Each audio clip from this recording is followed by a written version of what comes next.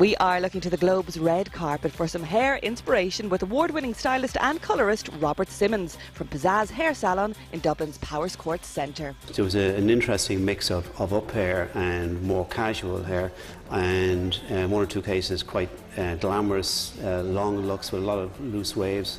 That's it. You know what? I noticed an awful lot of the stars seem to be going for that kind of not done at all look. Like Anne Hathaway, her hair was just down. Didn't look like much was done to it at all. Yeah, that's what initially that's when I looked at it as well. I thought as well. I said she hasn't bought it. She's just put the dress on. But in fact, if you look at it, I think someone spent quite a bit of time. Oh, don't you know? Yeah, to give that impression that it actually hasn't happened. Now we're going to go for the girl of the moment, Natalie Portman. Very plain look, really.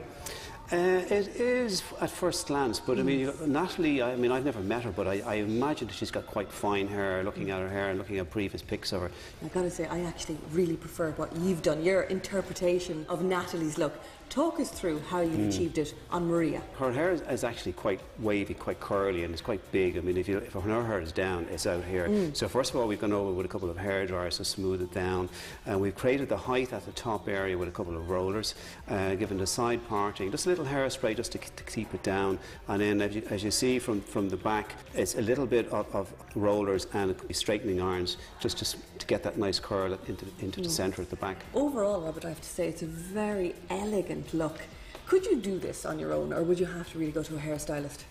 No, I think you could do it on your own. I mean, to get that height that Maria has in the top of the hair, a couple of small rollers with a little setting lotion, leave that in for maybe half an hour. But on dry hair, if you put a hair dryer over the top of it, it just generates a little bit of heat. The back is a little bit more difficult to do, but you could, with a bit of practice and a lot of pins, you would get that hair to stay up. That would be the difficult bit. I just can't do it. You need eyes in the back of your head too. Well, you do. I suppose you do to a degree. I never attempted it on my own, so I don't know. Okay, now on to Anya, and we're going for the J-Lo look here. It's very surprising that the ponytail is still sticking around. More so the elegant ponytail. Yeah, it is. If you look at her ponytail, I mean, what we've done with Anya is an interpretation again, rather than trying to replicate exactly the same thing. But there is a nice soft curl. There's height in the ponytail to take it up to the crown, so you get that soft curl into it. So it's not just a straight, it's not just hanging there. What about fake hair though? Do you think you should be putting in a little bit of fake hair in that just to give it a bit of bulk? If your hair is finer, thinner, then yeah, you will need it. Obviously, if the hair is shorter, you're definitely going to need maybe some clip-in extensions or a hair weft of some sort. And out of everybody on the red carpet, who was your winner? Actually, I liked Megan Fox's hair. I thought that was cool. I thought her whole image was good. I mean, obviously Natalie Portman, she's beautiful, as is Jennifer Lopez, and they look fantastic. But the one that caught my eye was Megan Fox. I just like that.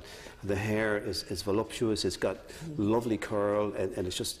When you look at it, you think someone's just blow dried it, maybe finished with a GHD or something. But in fact, they haven't. They've used rollers on it. And they put a lot of effort into it. It's a lovely look. Well, I suppose she's all right, Robert.